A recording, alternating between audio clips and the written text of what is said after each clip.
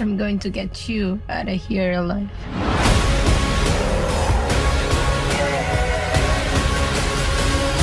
Oh my god, we've got a freaking kaiju up in this shit! Uh-huh. We love the rain. It's like angels are splooching all over us. Greetings, Serve This May Concern. Christian Aguilar here, back with another movie review. And in today's movie review, I'm going to be reviewing James Gunn's The Suicide Squad. It came out yesterday in theaters and on HBO Max. I think that's August 6th. And I'm reviewing this the day after because I was unaware all day yesterday that this movie was available on HBO Max for my viewing pleasure. And I was a little upset because I saw it later in the day. I'm like, dude, I had all day to watch this. So I watched it. I really enjoyed it. This movie has a big ensemble cast that features John Cena, Idris Elba, Margot Robbie, Sylvester Stallone as King Shark, and many more great talents in this movie all around. I mean, Gunn knows how to work with a cast. Obviously, he knows how to cast them, he knows how to work with them, and get the best performance out of them as possible. Like, if you don't think you're a comedy actor, even if you find yourself under the direction of James Gunn, I think you'll do fine. Someone has a moment to shine comedically, and also they have their badass moments as well, which I really adore about this film. If you want anything from a superhero film, it's you need your badass moments and you need your funny moments, you know? And then of course, a nice icing on that would be your emotional moments that hit really well. So if you can balance at least two of those, I think you'll be good. If you could get all three, top notch. But I think that's what Gunn is really good at. He's good at balancing all three. It could be badass, it could be funny, and it could also be a bit emotional at times. And I just love how he just makes a fun ride as a movie for us to enjoy and to go on. It's just badass all around. Really fun.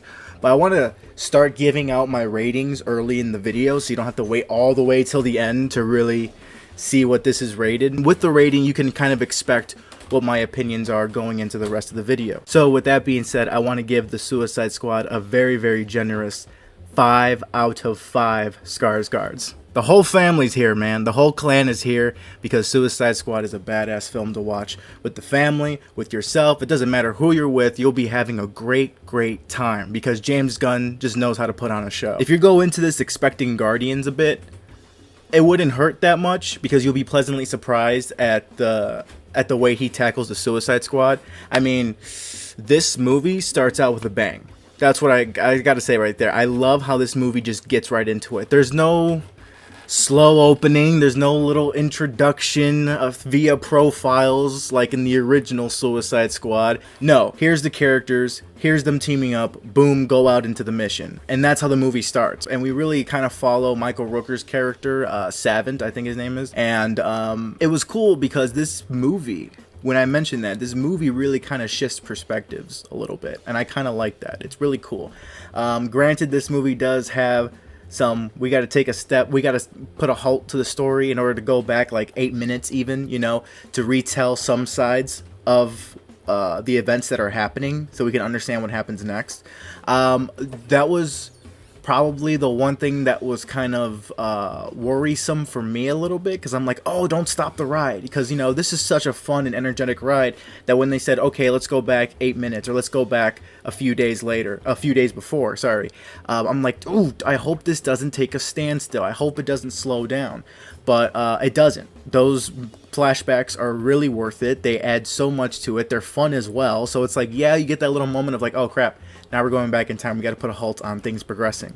But no, it feels like things progress and then they come intertwined together very smoothly to continue the one ride that you were initially on. So it's very well done. The narrative and the pacing of everything, I think, is very well done. And even the whole little subplot with Harley Quinn marrying that the president of that little fictional island that they're on. Let me see the name of it.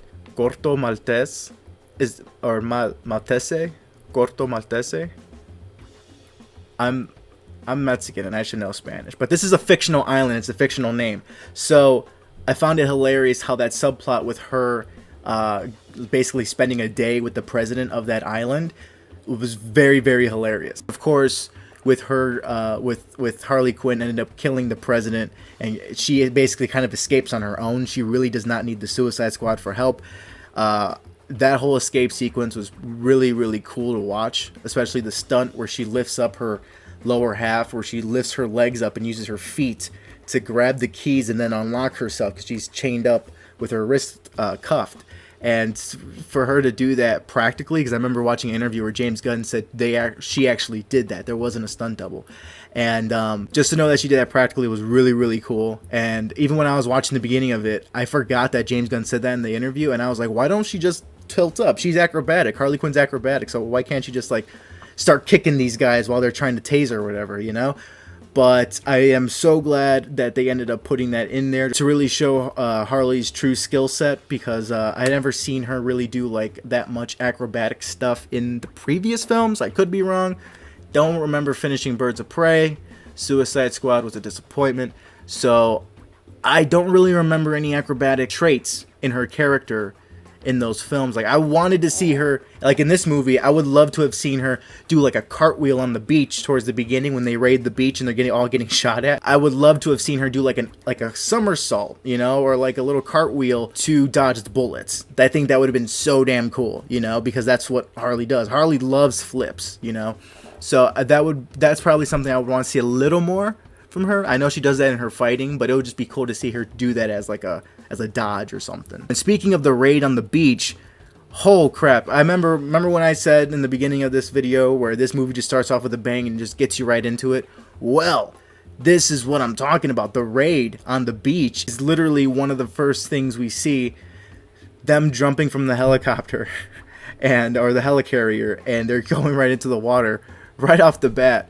James Gunn makes it clear that none of these characters are safe, which is awesome because that's what the Suicide Squad is. The Suicide Squad is an array of characters getting killed off left and right without no remorse. And it's just hilarious because these are Suicide Squad was always based on the D, E list, F list superheroes, you know? It's like they're really low tier.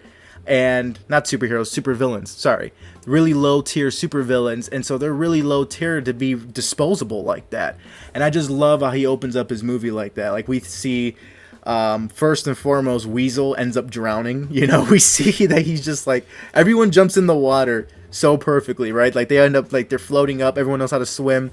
Then fucking Weasel fucking jumps out. He smashes into the water, and you just see him struggling. And you just see him floating in the water. I'm like, oh, dude, that part had me dying. Like 100%, like, my stomach was hurting, man. Like, that was so hilarious how to just, like, all right, now you're already down a man. You know, you didn't even make it to the shore yet, and you're already down a man. And that just seems like something out of like a video game or something. Like you spawn in the water and then your character drowns or something because you couldn't make it to land in time. That's just so hilarious how they just start killing them off right off the bat. And then of course Pete Davidson's character, I forgot what character he plays, but I always had the theory that Pete Davidson's character would be the first one to die in the Suicide Squad because there wasn't much footage of him anywhere else in the trailer. So I'm like, yeah, I'm pretty sure he's probably going to die, right? Probably going to be the first one because he's the comedian. He's the one everyone's like, oh, look, Pete Davidson. Everyone's excited to see in a superhero movie, but he's going to be like cut off really soon. And I was right. The dude gets blasted in the face. And I think he was trying to turn on them. I think he was trying to set up the Suicide Squad because he's like, hey, we're here and this and this and that. I could have been misunderstanding that, but I think he was trying to like turn on them and be like, hey, this is me. Remember I called you guys and this and that, but he gets shot in the face and that's like the first person to really go. As we figure out towards the very end of the movie, again, spoiler, towards the very end of the movie, we figure out that Weasel did not drown fully. So he's still alive. He coughs up. He was just left on the beach. And so he coughs up the water and he just runs off. He's like, you know, he just scatters off. And so technically he wasn't the first one to die. So Pete Davidson is the actual first Suicide Squad member to die. Along with that, I love how basically James Gunn, I found it hilarious that Gunn basically killed off all of David Ayer's Suicide Squad members, but Margot Robbie. You know, like everyone from the first movie basically bites the dust. Like it's pretty funny when you sit back and realize that. Like, wow, he just like really erased that version for good, you know. But the way he portrayed those characters, even for their little moments here, was very cool, very authentic, and very awesome. You know, Captain Boomerang, even before he sadly bit the dust, I thought he was going to be in this movie. I genuinely thought he was going to be in this movie for way longer. And even with Harley's scream when she yelled "Boomer," you know, I felt that, man. I'm like, oh shit, like damn, that was a sad death. I was like, whoa, like that was not like, it wasn't planned, you know. And even the characters in the movie didn't expect Boomerang to die. So that's why it really hit harder, you know. It really hit Harley. And when it hits Harley, it's like, oh crap, because you know they have that little history there, you know, because they were in the first one. So that was probably the only benefit from the first one, is that you really felt the death of Captain Boomerang, for me personally, because I did enjoy him in the first one. I thought he was going to be elaborated on more and you know, really get more time to flourish, so we could probably see him in the Flash movie.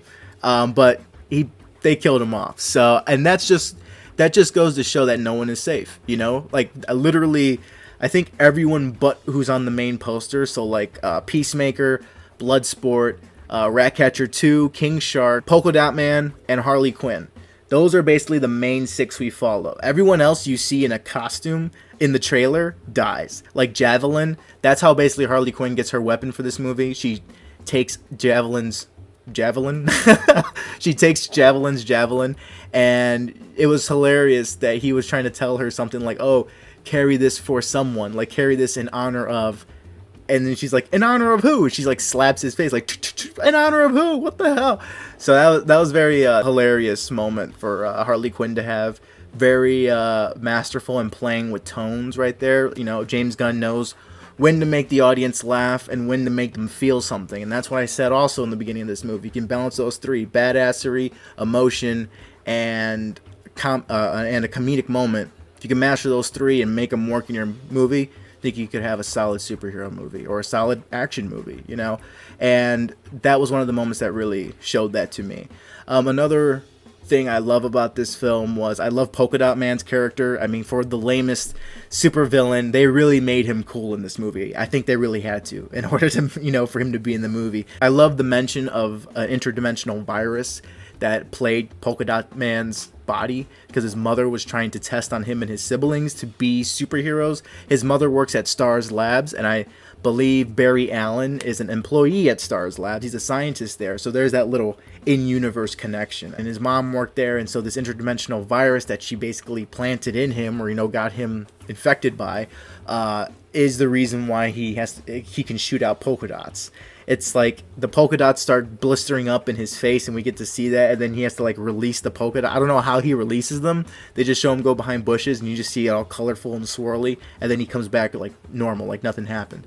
If he doesn't release these polka dots from his body, they eat away at him until he dies. I thought that was really cool how they brought his backstory from the comics into the movie, because no one has ever thought to put Polka Dot Man in their superhero movie. So leave it to James Gunn, a true comic book fan, to really delve deep and try to, like, you know, use one of the lamest characters and try to give him something very interesting, you know. And of course that led to the hilarious moment where everyone he sees is his mother. So that's why he goes crazy and kills a lot of people. Because everyone he just sees his mother all the time. And they asked him, so like after he tells them their backstory, I think Ratcatcher asks him, so what happened to your mother? What about your mother? Where'd she go? And he's like, she's everywhere. And you just see the whole squad turn into the mom, and that was just hilarious too. But I don't want to keep going on a rant of everything I like. I'm probably going on a little too much now. But King Shark was a highlight. He had his highlight moments. He looked very adorable in some moments as well. Very innocent, however, it's his hunger that really gets to him. It's his nature, you know. I love that moment where he's about to eat Ratcatcher because she's a very deep sleeper. So he has her like up in the air and like almost in his mouth. And I found it hilarious that he was just going to randomly eat one of the members of the team, you know. And of course, that led to the little emotional reveal that he doesn't have any friends. So Ratcatcher 2 ends up becoming his friend. I think her name's Cleo. She ends up becoming his friend, and she shakes his hand and stuff like that. And of course, with Ratcatcher 2, she was my favorite in this movie. Like I said earlier in this video, the narrative shifts in this movie. Sometimes we follow one character and then we follow another character for a little bit. I think Gunn really knows how to spread the narrative, spread the perspective of the narrative around with all these characters, and then really have it pay off in the end. You know, like Peacemaker ended up becoming, I feel like, the antagonist. You know, I feel like him and Amanda Waller were more the antagonist than that thinker dude and Starro. But with Ratcatcher 2, I really enjoyed her character, and basically, essentially, she is kind of the main character, because in the end, it's her that really does the most damage to Starro and saves the day with her army of rats, which was really, really cool to see at the end. And I just loved her character. I love how she had that backstory with her dad, who was played by Taika Waititi, which I did not know he was going to be in the movie. And when I saw him, I'm like, is that Taika Waititi? No, that can't be Taika Waititi. Until the very end, where they're sitting on top of the building, looking out at the city, I saw it was Taika Waititi. I'm like, no shit, that's him. That's hilarious. Marvel's really taken over. This is like the Marvel invasion of DC. James Gunn and Taika Waititi came over, and they're putting their personalities into DC. And I thought that was pretty funny to really sit back and think about. So yeah, I really liked Ratcatcher, and I liked her. The fact that she's really a heavy sleeper. Like, she was moaning and groaning every time she woke up, and she could like just fall asleep in an instant. That's just really, really, really relatable. So, and also I love the little Sebastian the rat. He was a very friendly rat, and it seems like Ratcatcher could be a superhero. Like, she could be a good guy. I'm unfamiliar with her character in the comics. I was always familiar with the first Ratcatcher because he's a Batman villain. Unsure if she's a Batman villain or if she's something on her own. But I feel like the way Gunn portrayed her in this movie, I feel like she could be a hero, especially with all her army of rats. And I think that was really cool to see. Bloodsport and Peacemaker, their shootout at the end was really badass. John Cena as Peacemaker, I felt was really like that, just all bronze and no brains type person. And I feel like that's what Peacemaker is. Peacemaker, despite his name, is really action first, words later. You know, he just goes in guns blazing. And I love that little moment where they're raiding the village because of the resistance fighters, because they think that, well, they have Flag, and he thinks that they're captured. They think that he's captured. So they just go in there guns blazing, killing everyone, and they're like, what did you do? Like, they were the good guys. Like, what the hell? You just come in here and just start shooting. So I feel like if any of them are like that, it's most likely Peacemaker. And so his name's very ironic to how his character actually is. He's a madman, you know. Even he jokes about it. I'll kill every man, woman, and child in order for there to be peace, right? How many it takes for there to be peace. And so it's really interesting to see where his character ends up at the end of this movie. And it's going to be very interesting to see where the series takes his character, because there is a Peacemaker series. I think it's going to be on HBO Max. I think so. And James Gunn is helming it. So he like worked on that like right after the Suicide Squad during the pandemic. So that should be very interesting to see him in his own series. I hope other characters from this movie get their own series, whether it be a prequel series or something that continues on, like a Ratcatcher 2 series. I would not mind a Ratcatcher mini-series of some sort to really continue on her character, because I really loved that character. And the actress that plays her, Daniela Melchior, I feel like I'm pronouncing her last name wrong. But she was really great in the role, and she really brought a lot of personality to it, so much so that she became my favorite character. And of course, Viola Davis as Amanda Waller is just as intimidating as all hell. She really brings a lot to that character. She was one of my favorite aspects of the first Suicide Squad, so I'm glad that she was back this time around. And she really felt, to me, like the main antagonist, kind of. Like, she was one of the main antagonists in this movie. And, of course, seeing Starro on the big screen and seeing Starro hypnotize people or take them over because he's the host. It's like kind of like a parasite, interdimensional parasite.